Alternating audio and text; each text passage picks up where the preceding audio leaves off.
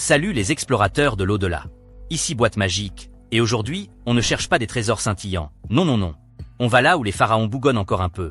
Les 10 tombes les plus maudites de l'Égypte ancienne. Accrochez-vous à vos amulettes, parce que ça va secouer le sarcophage. Et si l'idée de côtoyer des esprits vengeurs vous emballe autant que nous, abonnez-vous pour ne pas rater nos prochaines aventures, disons, spirituelles. Alors, prêt à frissonner? On commence notre descente aux enfers, aux hypogées.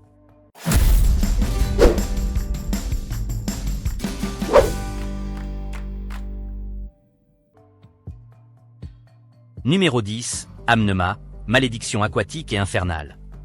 On ouvre le bal avec un pharaon qui avait visiblement un abonnement chez les pompiers de l'au-delà, Amnema. Imaginez le tableau, vallée des rois, chaleur à crever, et son tombeau?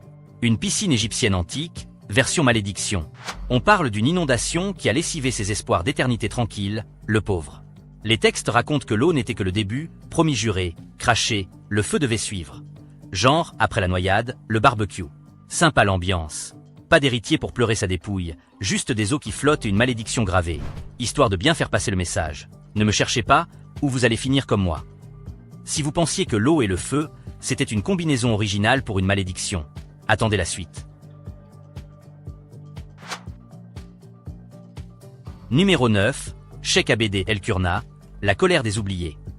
On monte d'un cran dans le bizarre, avec ce coin paumé, Cheikh Abd el-Qurna. Ici, pas de pharaon star, mais une nécropole entière, qui a la rancune tenace. Figurez-vous qu'un brave touriste a eu la brillante idée de chipper un caillou. Oui, un caillou. Pas un diamant gros comme le Ritz, un simple caillou. Sauf que ce caillou, c'était un peu le panneau « Ne pas déranger » de toute une communauté de défunts. Résultat, une stèle, au musée, raconte qu'une colère noire s'est abattue. Les dieux, les esprits, tout le monde s'y est mis. La montagne sacrée, leur dernier chez eux, avait été profanée. La morale? Même un caillou peut déclencher une apocalypse, version fantôme en colère. Un caillou, hein?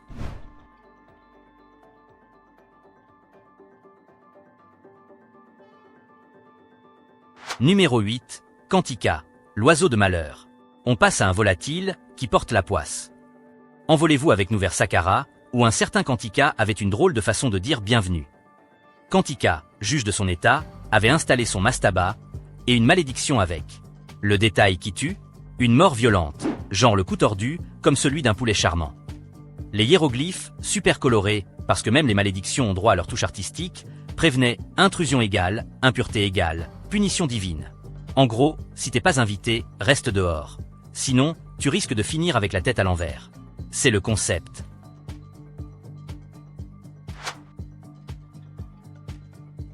Numéro 7, Anctifi, héritage maudit. Des oiseaux de mauvais augure aux héritages carrément plombés. Préparez-vous à une saga familiale, qui tourne mal, très mal. Direction, le tombeau dépouillé d'Anctifi. Anctifi, guerrier et gouverneur, avait visiblement froissé quelques divinités, notamment Aimon, le dieu faucon. Résultat des courses? Ses offrandes, poubelle directe. Mais le pire, c'est que la malédiction s'est étendue à sa descendance. Ses héritiers? Déchus. La lignée? Maudite. On raconte même que les pilleurs de tombes, eux-mêmes, ont été épargnés, comme si la malédiction préférait s'acharner sur la famille.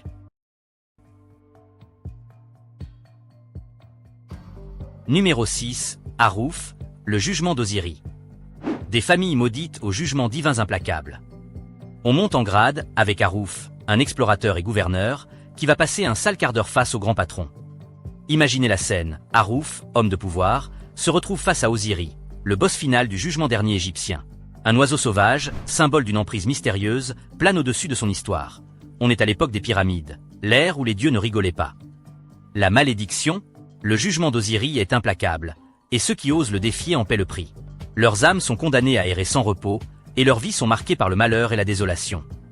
Si tu pensais avoir tout vu, attends de découvrir le magicien vengeur au numéro suivant. La magie et la terreur vous attendent.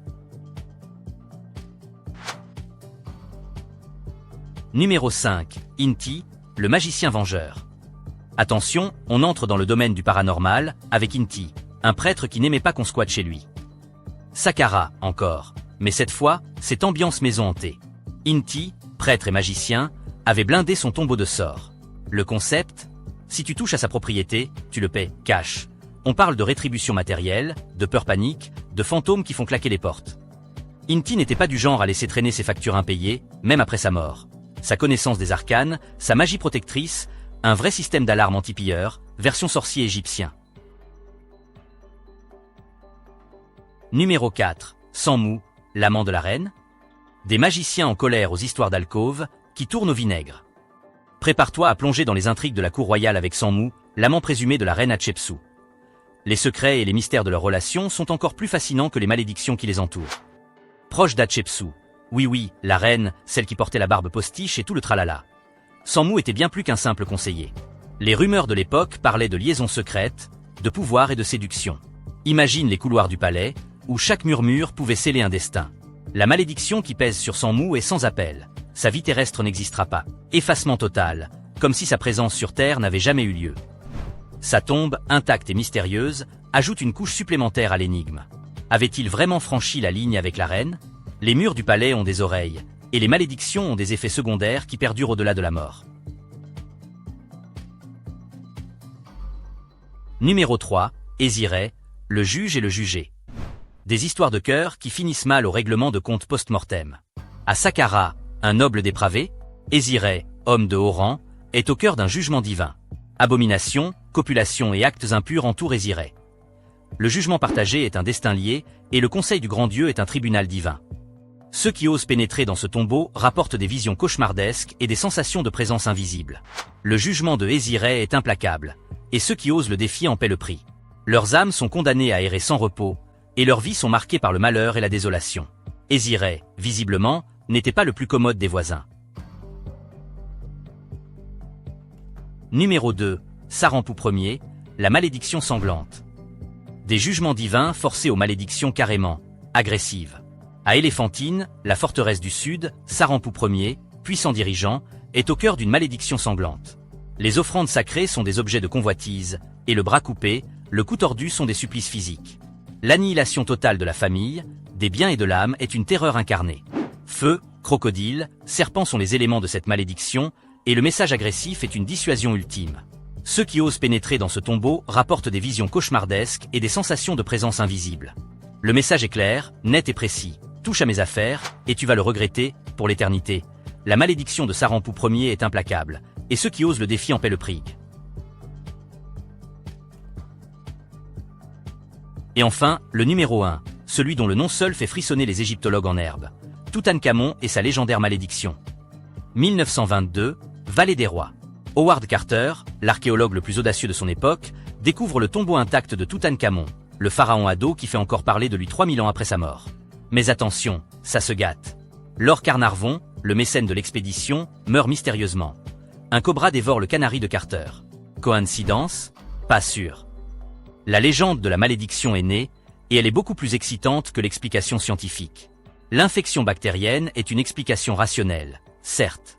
Sauf que Carter, lui, a vécu encore 20 ans après ça. Alors, malédiction ou pas? On ne sait pas, mais une chose est sûre.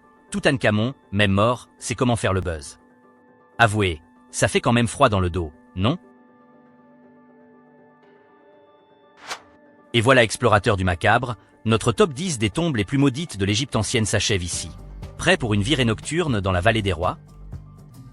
Personnellement, je préfère le confort de mon studio. Abonnez-vous à Boîte Magique pour ne rien manquer de nos prochaines aventures mystérieuses. Partagez cette vidéo avec vos amis amateurs de frissons. On se retrouve bientôt pour de nouvelles découvertes.